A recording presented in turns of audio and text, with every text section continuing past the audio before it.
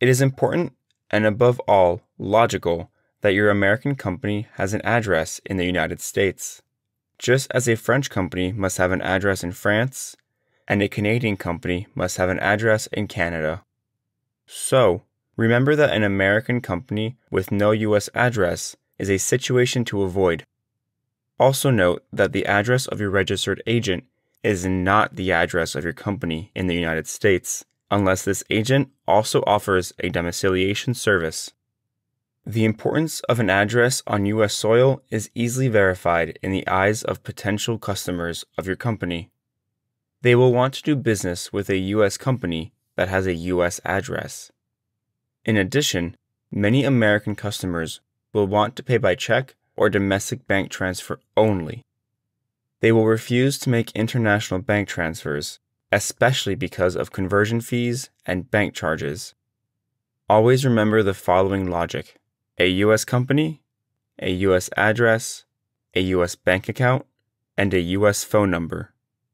If any element is missing, the logic will not be respected, and your potential customers will ask questions. The reasoning is similar with regard to suppliers of your company. First, a significant number of U.S. suppliers only deliver their products within the United States. It is therefore important that you choose an address that accepts such deliveries. Moreover, the reasoning also applies to U.S. banks. They have several requirements, including the address of your company, which must be located in the United States. Now, for postal purposes, let's talk about the format of a physical address on U.S. soil. For example, take the following address: Hello, LLC, 123 Main Street, Suite 200, Newark, Delaware, 19711. First of all, you have to indicate the name of the recipient. There is a significant difference between the U.S. postal system and, for example, the French one. In France, the postman does not deliver to an address, but rather to a person. If he does not know the recipient of the shipment, or if the recipient's name is not affixed to the mailbox, the French postman does not usually deliver the envelope. In the United States, the postman does not deliver to a person, but rather to an address. So we can indicate Santa Claus or Mr. Nobody on the envelope, and the mail will still be delivered. Then, you have to indicate the building number, followed by the street name. If there is an office or apartment number, it appears after the street or on the line below.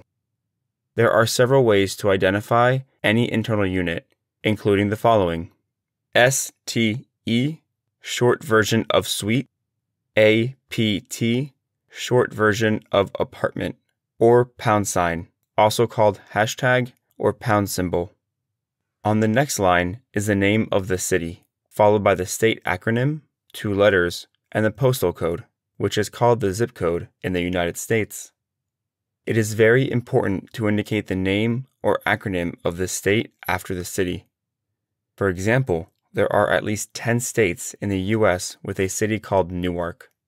On the other hand, the zip code has 2 possible versions: short version, consisting of 5 digits, which is most commonly used, or long version, consisting of 9 digits, which further specifies the location of the building. If your recipient has a post office box in the United States, called P.O. Box, the format of the address is slightly different. For example, let's take the following address: Mr. John Smith, P.O. Box 300, Newark, Delaware, 19714. On the first line is the name of the recipient. If this name is not registered with the post office that houses the mailbox, the shipment will usually be returned to the sender. However, it is possible to add more than one name to the register for the same P.O. box. On the second line is the P.O. box number. On the third line are the city, state, and zip code. In any case, when the letter or package comes from abroad, it is obviously necessary to indicate the country, that is to say, United States, United States of America, or the initials USA.